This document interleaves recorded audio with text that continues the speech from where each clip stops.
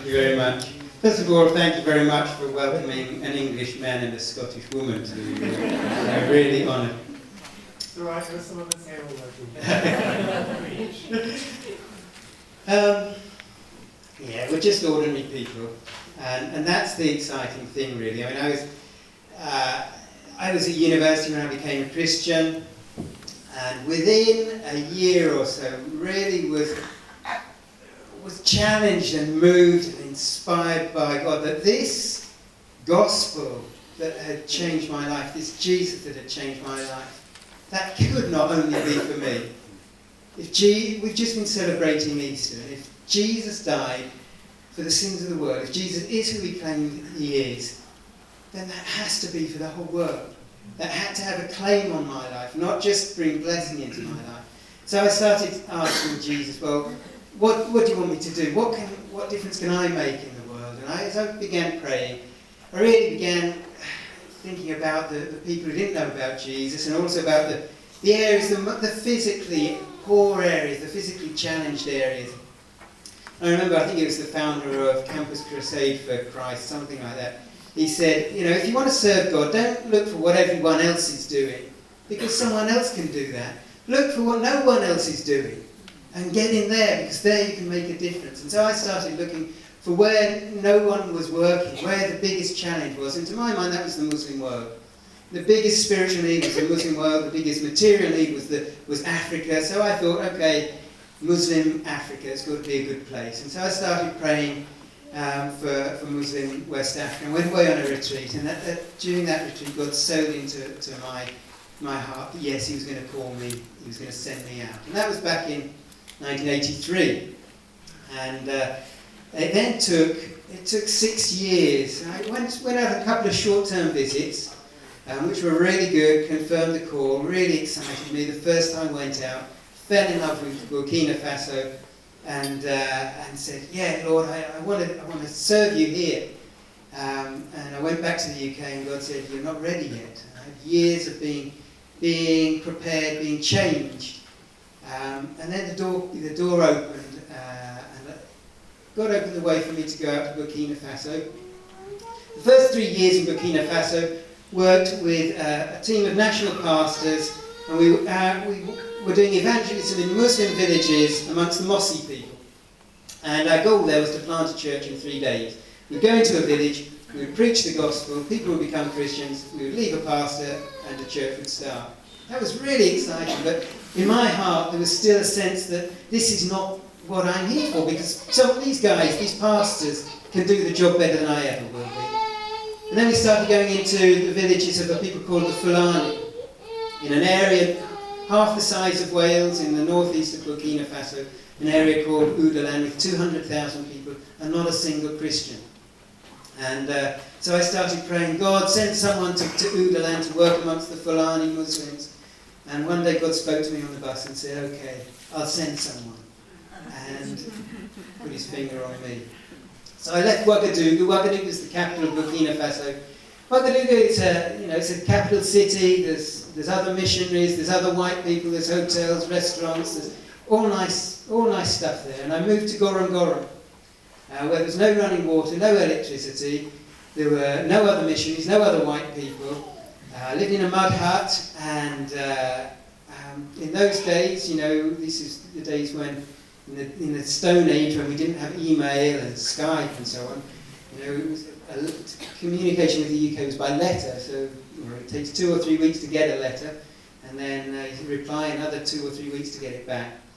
And I arrived in Gorongoron on my motorbike in the African midday sun, the migraine, and I felt really ill, and there was a pastor who was there, and I went to visit him, and he wasn't there. His wife gave me chicken's head and feet to welcome me. I went to lie down afterwards, and I felt ill with a migraine and mosquitoes, and I thought, what have I done?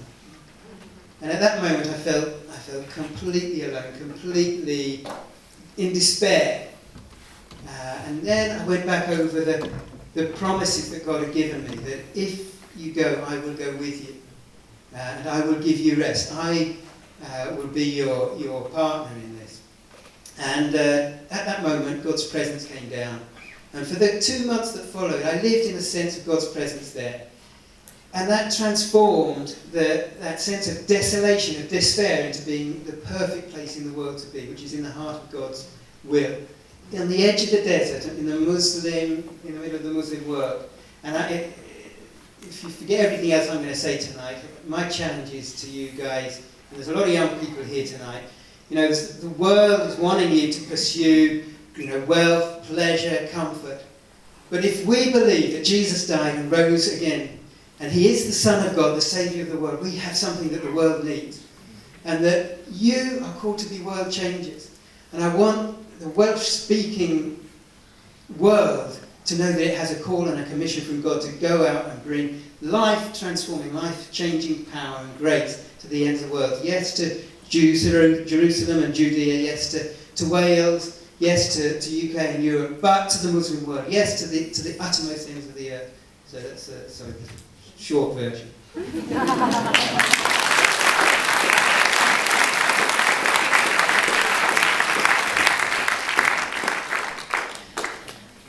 We would... Oh, you're swapping it up. Okay, that's fine.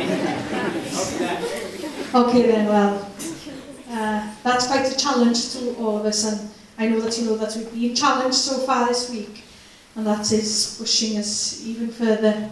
Thank you for that, Keith. So that's the past.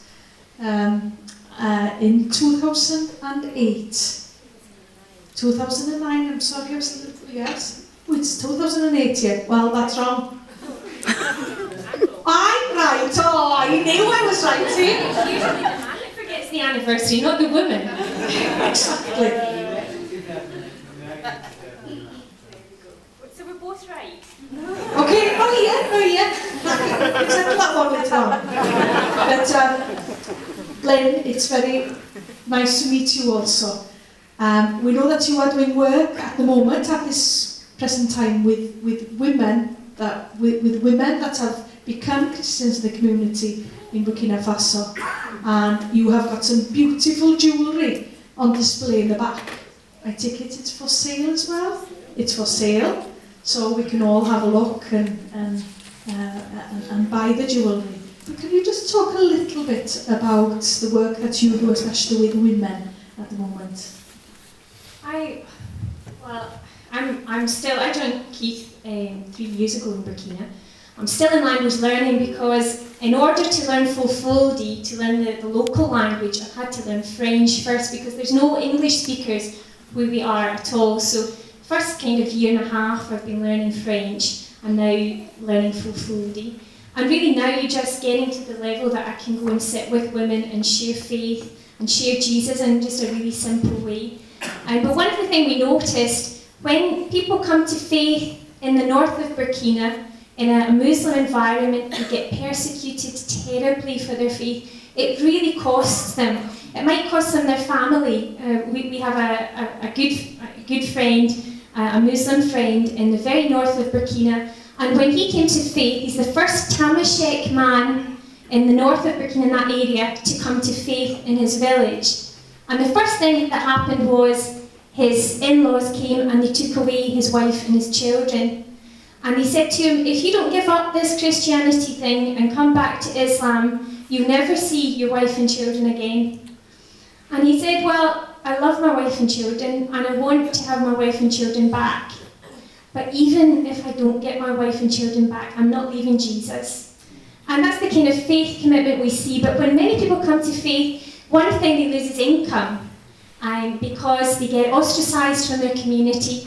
And we've been looking at various methods of trying to help people to support themselves, help new Christians to support their families.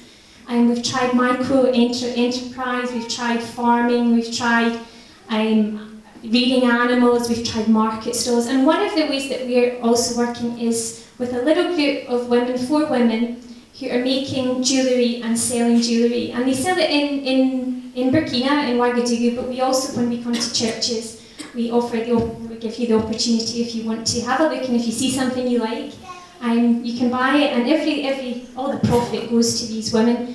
Now the women are 2 Fulani converts. One came to Christ about a year and a half ago, and the other came to Christ through Keith.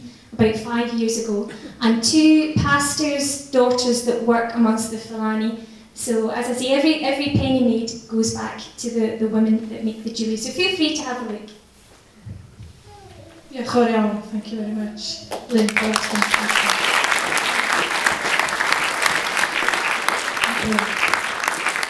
so we've heard about the past, we've heard about the present.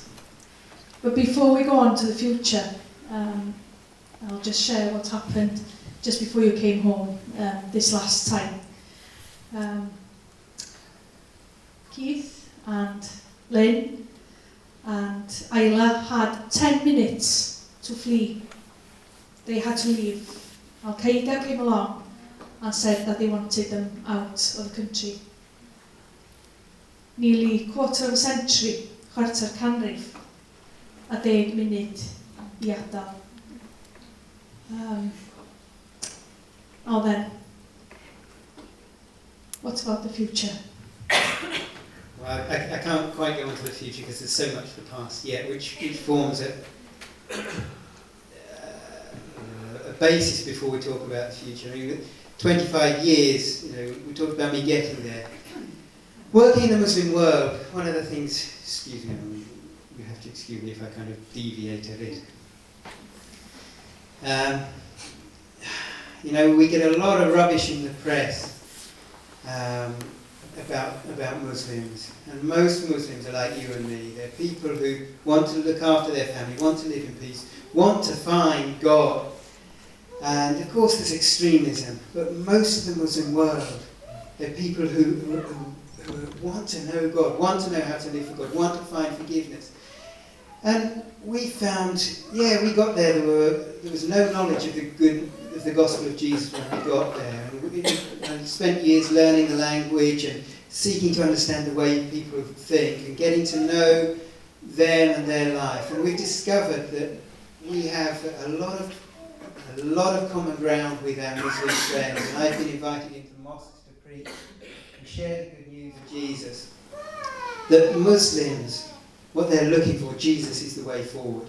Jesus is the one, whether they know it or not, that is the one that they're looking for, who can offer them forgiveness, offer them freedom, offer them eternal life.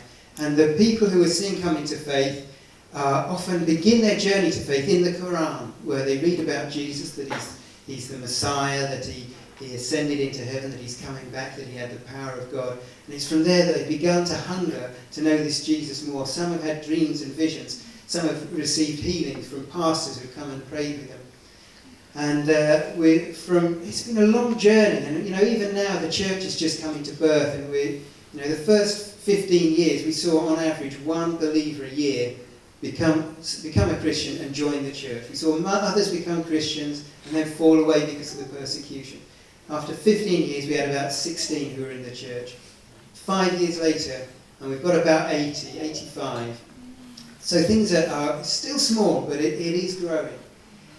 And then, as Nan was saying, after all this, suddenly we knew when we went back last time that there was a threat from Al-Qaeda, and we felt that nevertheless we should go back in. And then one night, basically, the military police came and just took us out of there. They didn't tell us what it was about. They just came and took us out of a prayer meeting, said, right, you're going to spend the night here. And then they said, no, it's too dangerous to spend the night here. We're going to take you to the next town. Drove overnight to the next town, stayed the night under military guard there, and then the next morning down to the capital. And in the capital they told us that Al-Qaeda had come into the country and kidnapped us. So yes, in just a matter of hours, 25 years of living there was just ripped away from me. But looking back at that time, 25 years, and most of that, you look at me, you probably think I'm about 25, 30. How can you have been there for 25 years? 52, and you think, how did an old guy like that manage to marry a young babe like this? And I was there. It was 48. I was 48 when we married, and being in that place, that isolated place, single for all those years, often on my own. Yeah, it was tough. Yeah, there were times when I wanted to give it up.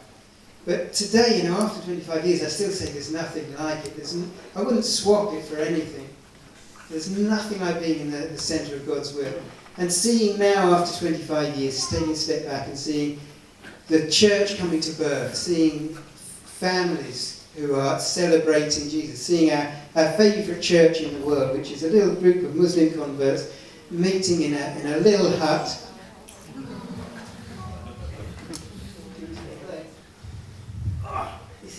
This is Isla.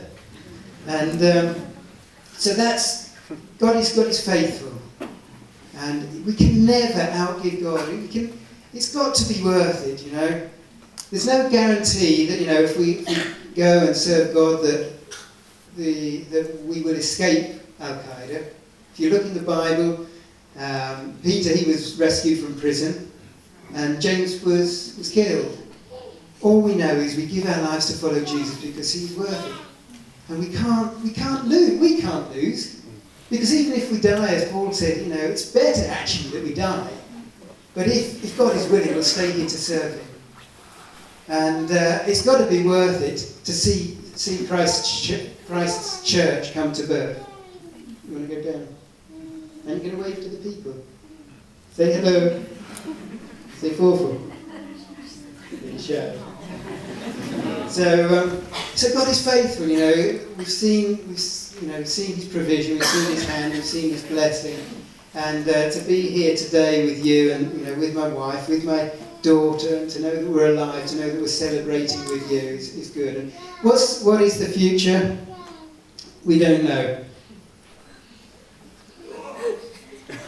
God willing, we plan to go back to Burkina in September. God willing, we will go back to Gorom. We'll consult with the military police there to see whether they'll let us go in. But if not, we'll go back there and we'll continue to work. We've got a great team now of national pastors and evangelists who are just who are picking up that work. We're seeing churches start in villages where there's no pastor, where there's no church building, where people can't read and write, but they're meeting under a tree or meeting in someone's house and telling the story of Jesus and reaching out to their neighbours. And so that's exciting. So I want to encourage you again. It's the most exciting thing. Forget Alton Towers. Forget skydiving. The most exciting thing to do is to risk your life for Jesus.